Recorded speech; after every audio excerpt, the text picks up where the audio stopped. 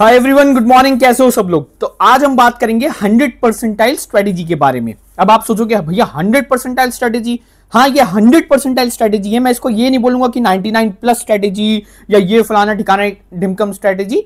100 percentile strategy है। अगर ये स्ट्रेटेजी फॉलो करोगे तो यू कैन गेट 100 परसेंटाइल। अब अगर आपका 100 परसेंटाइल की स्ट्रेटेजी है तो दैट मीन्स, इसका ये मतलब है कि आप 99 भी ला सकते हो, 98 भी ला सकते हो, जो आपकी मर्जी है। चाहो तो 100 भी ला सकते हो। ये 7 स्टेप हैं।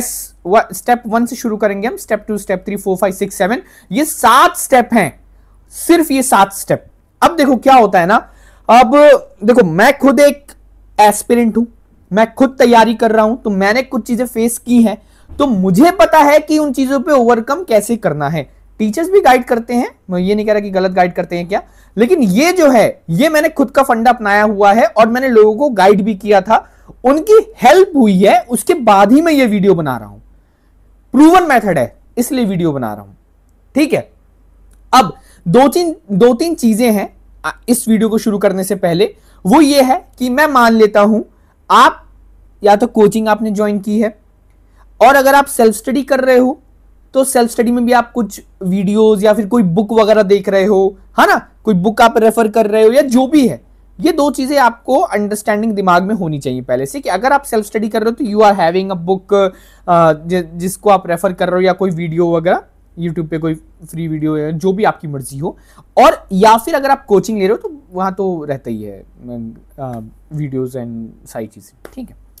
देखो सबसे पहली क्या है, सबसे पहला स्टार्ट करते हैं। अच्छा एक चीज और यार, ये ना ये ऐसे सामने रखा हुआ है और मुझे इससे लिखना पड़ता है, मेरी हैंडराइटिंग वैसी ही गंदी है, तो इस पे मैं और नहीं लिख पाता तो मेरी हैंडराइटिंग और गंदी लगती है, ठीक है। तो उस चीज को इग्नोर करना, कॉन्सेप्ट समझना, बाकी कॉन्सेप्ट समझ आ जाएगा आपको।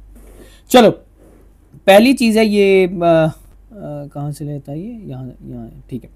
चलो पहली चीज जो सबसे पहला है, आप मान लो कुछ भी पढ़ते हो, आपको उसका कॉन्सेप्ट क्लैरिटी होना चाहिए। आपको उसकी कॉन्सेप्ट क्लैरिटी होनी चाहिए, ठीक है यार। ये थोड़ा मैं नीचे लिख दिया, उसको एक्सटेंड करूंगा। आपको उसका कॉन्सेप्ट क्लैरिटी होना चाहिए। This is very important. मैंने अपनी वीडियोस में हमेशा बोला है कि don't run behind completing your syllabus, run behind getting a concept clarity. अब इसका मतलब ये नहीं है कि आप कॉन्सेप्ट में पीएचडी कर रहे हो। पीएचडी नहीं करना है अपने आप को, हमें पीएचडी नहीं करना है, हमें सिर्फ कॉन्सेप्ट क्लैरिटी चाहिए, ठीक है। हमें सिर्फ कॉन्सेप्ट क्लैरिटी चाहिए। कॉन्सेप्ट क्लैरिटी से क्लास में किसी ने कुछ पढ़ाया, फिर उस पर क्वेश्चन कराए, ठीक है, तो this is your concept clarity. Okay, concept clarity होनी चाहिए, इतना तो आप समझ गए होंगे। दूसरा है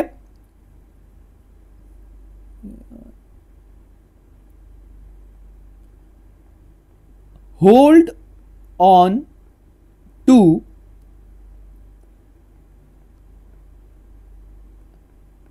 on to concept and think ऐसा क्यों हुआ। हैंडराइटिंग को इग्नोर करना यार, थोड़ी हैंडराइटिंग में इसमें लिख नहीं पा रहा हूं एक्चुअली, ठीक है। तो जो हमारा जो हमारा दूसरा स्टेप है वो ये है कि hold on to concept and think कि ऐसा क्यों हुआ। अब ये स्टेप जरूरी क्यों है, कभी कभी क्या होता है, टीचर ने कोई कॉन्सेप्ट पढ़ाई, बुक में कोई कॉन्सेप्ट पढ़ा और उसको हमने इसमें यूज किया, क्वेश्चन में यूज किया, ठीक है। अब यहां पे क्या है, आपको यह सोचना है एक पल को कि यार यही इस क्वेश्चन में क्यों यूज हुआ।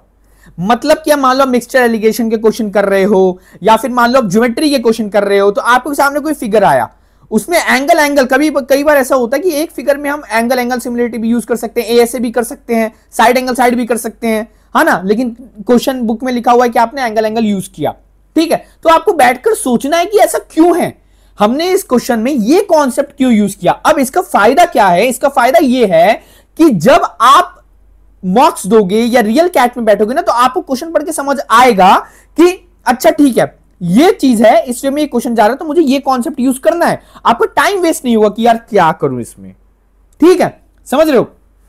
अब तीसरी चीज बड़ी सिंपल सी है। तीसरी चीज ये है कि कलर चेंज कर लें क्या अपन, चलो।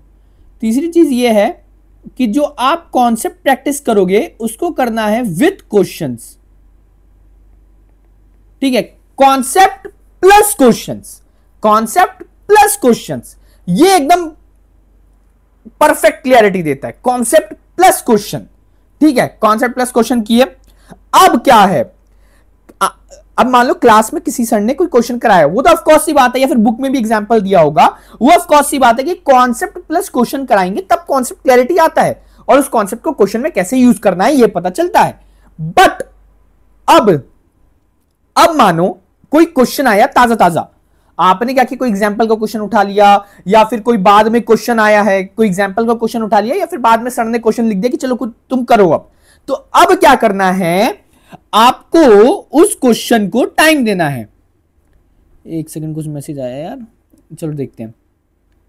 ट्राई टू सॉल्व खुद से।